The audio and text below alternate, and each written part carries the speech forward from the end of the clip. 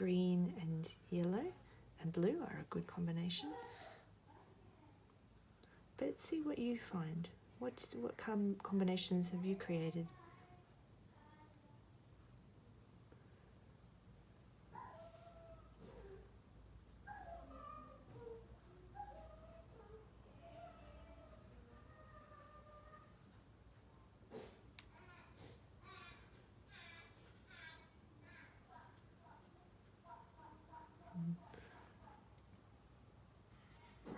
I can hear my children playing in the background.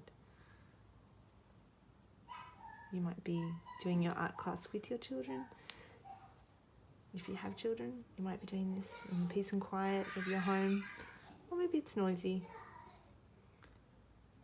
Whatever your environment is, allow your thoughts and your imagination to go deep into the watercolour process, and just let the noises around you be part of the background. Or you can invite them in, and maybe the people around you would like to join in as well. So, I've just been playing around for a little while, and I'm going to stop and pause and just notice and spend some time reflecting on the marks and lines that I've made. I'm really enjoying this part here. This is like, it reminds me of a cotton flower. I'm really also appreciating this little bird. I really like this line. I love the way the dark paint has pooled at the edge there, and then the water has created some lovely white up through here. And I've left some white paper blank because white isn't really in the palette of watercolours usually. I mean, sometimes it is. You leave the white of the page as your whites, and then if you've finished your artwork and you want to go back into it with white, make sure that you wait for it to dry, otherwise it'll end up becoming grey and a different type of colour. So at this point you might be thinking, there's some really nice things happening on my page. If you want to cut them out when they're dry and create a card with them, that's a really nice idea. Or you might be noticing, I really like that shape and I want to practice that. So I'm going to leave this picture for now. I'm going to wait for it to dry, and then I'll come back to it later, and I might add in some branches in a different colour for the little birds to stand on. But I know that if I do that now, what do you think would happen? The thing that would happen is that my wet brush will make all the other work that I've put into it, will make it bleed and run. And that might be something that you really like, but it might not be what you want. So I'm going to leave mine for now, and then I'll come back into it later when it's dry.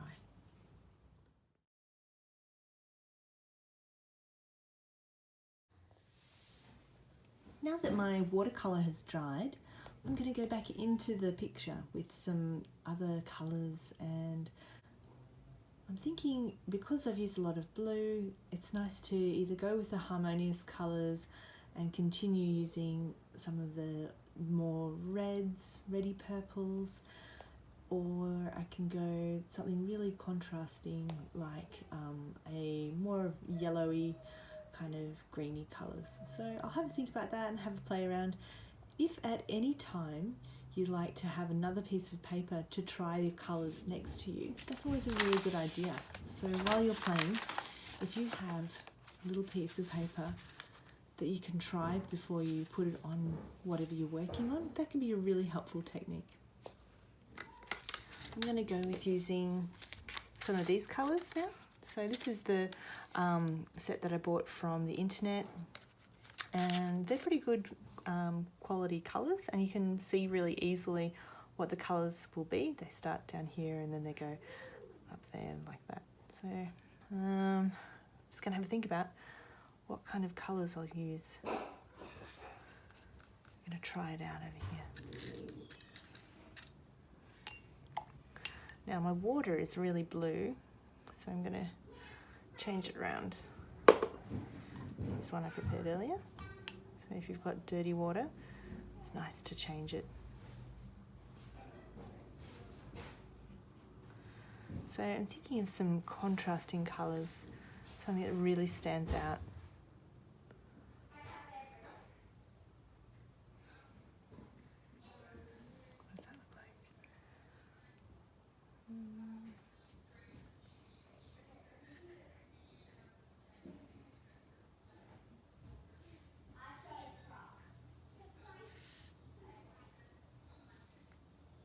So as you're painting and adding things, just notice the strokes that you're using. Like, for example, overworking watercolour can really damage the paper. So one simple stroke can be enough.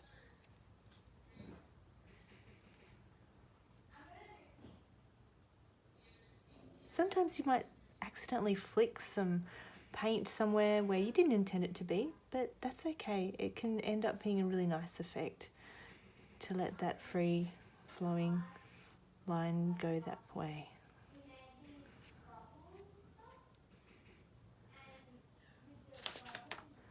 So I'm just thinking about what lines did I enjoy using. I can still hear my children in the background playing. So still making sure my brush is facing all the bristles in the same direction, but I'm also lying it on its side. So I don't know, I've chosen a brown colour to contrast that blue, so it goes into the background.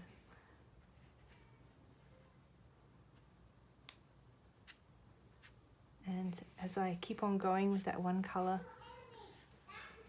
it gets lighter and lighter.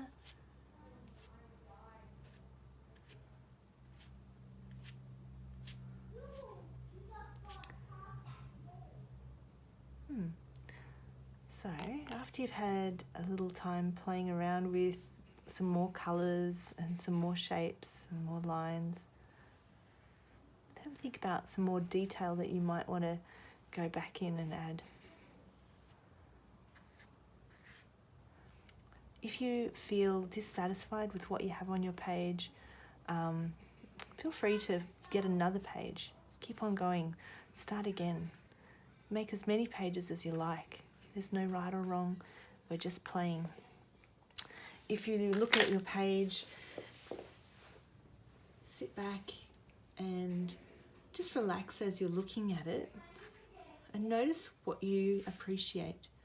What's working for you? What do you see and notice and think, I really like the way that's doing that. So just spend some time noticing those things and maybe think about if you could leave those things that you really appreciate and add things near those bits. Like, I really like what's happening here, but it looks a bit like you can't really tell what's going on. So I'm going to add in some more detail somewhere else. And this is standing out a bit too much here. So I'm going to just mix some of that blue and some more water to dilute it a little bit.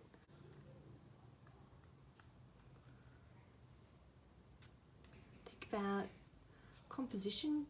Sometimes if you put things that are off balance, it makes it feel very harmonious as well. So putting some strong marks down here helps me to feel more of a gravity in my composition. And it's kind of got a triangle composition as well. Where else should I put some things? I'm just going to have a little think about what I've got here for a little while and I'll come back to it. So I've had a little think and I'm going to add in some more of my darker tones here, just to add some detail. So with my little tiny brush, with a little point on the end, I'm going to add a little bit more water to it so that it's doesn't seem to be making a nice fine tip.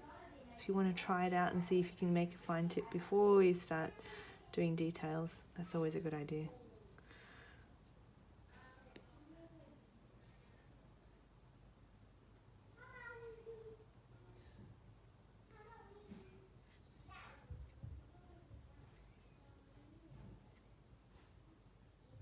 I'm just noticing the different things in my picture that I want to add to.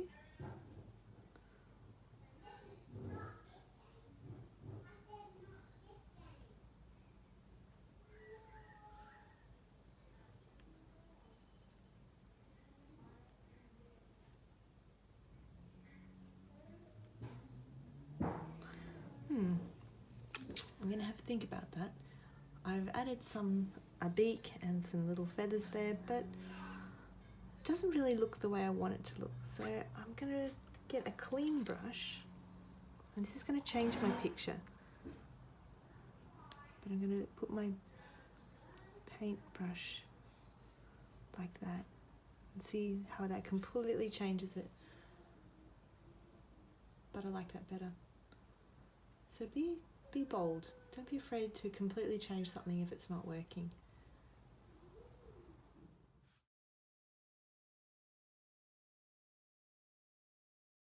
You might have a picture that you've made. You might have a range of artworks that you've made. Now, whether that's the one picture or lots of pictures, or if you've just got lots of different marks that you've really enjoyed making, they will all be unique and they will all be special to you. And wherever you're at in your journey of making art and playing and trying new things, I would love to see them. If you'd like to share them, you can contact me via Facebook or Instagram, and we've shared those details as well in the post about this video. And my name's Gabby Wilmot, and yeah, I hope that you've really enjoyed using watercolours to relax and to explore and to create beautiful things, and noticing the beauty of watercolours. And I hope to join you again another time. Thanks, bye.